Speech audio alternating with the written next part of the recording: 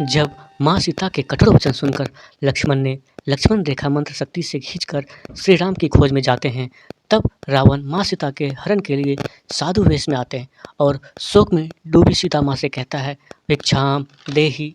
तब माँ सीता कहती है, प्रणाम महात्मा।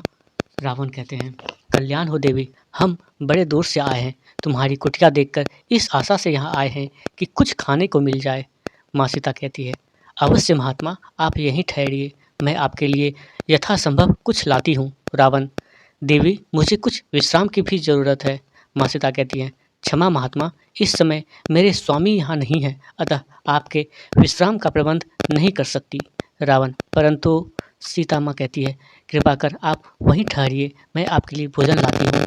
यह कहकर माँ सीता कुटिया के अंदर चली जाती है और रावण आसपास टोह लेता है, कोई है तो नहीं।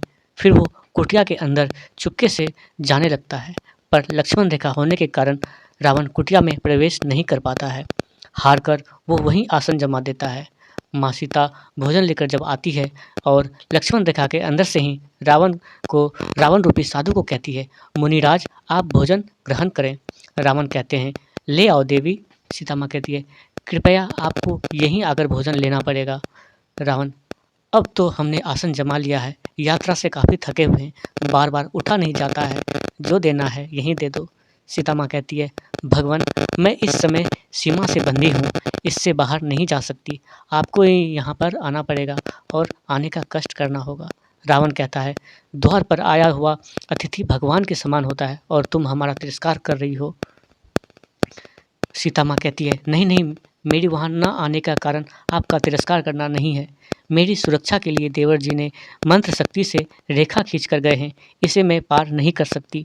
वह कहकर गए हैं, मर्यादा की ये सीमा पार नहीं करना, इसीलिए मैं आपके पास नहीं आ सकती। मुनिराज, कृपा कर आप मेरी बात का बुरा ना माने। रावण क्रोध में, बस बहुत हो चुका, तुम बार बार मेरा तिरस्कार कर चुकी हो, पहले कुटिया में आने से रोका और अब दूर से ही खाना दे रही हो, जैसे हम पशु पक्षी हो। ऐसा व्यवहार नीच जाति के लोगों से किया जाता है। अगर संत महात्मा द्वार पर आ जाए तो बड़े आदर से स्वयं उसके पास जाकर चरण छूकर भिक्षा दी जाती है।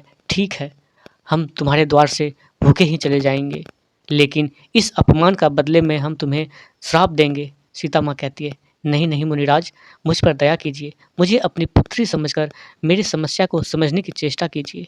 रावण क्रोध में, हम सब जानते हैं मूर्ख स्त्री, हम सब देख रहे हैं, तुम्हारा पति इस समय एक स्वर्ण मृग का शिकार करने वन में भागा भागा फिर रहा है।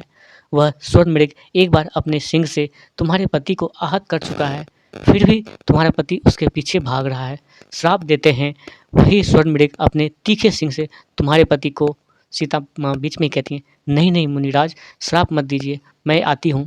और यह कहकर माँ सीता रावण के पास भिक्षा लेकर आ जाती है। तो ये कहानी अभी यहीं रोकते हैं और इससे आगे रावण और सीता माँ संवाद आगे हम आपको बताएंगे।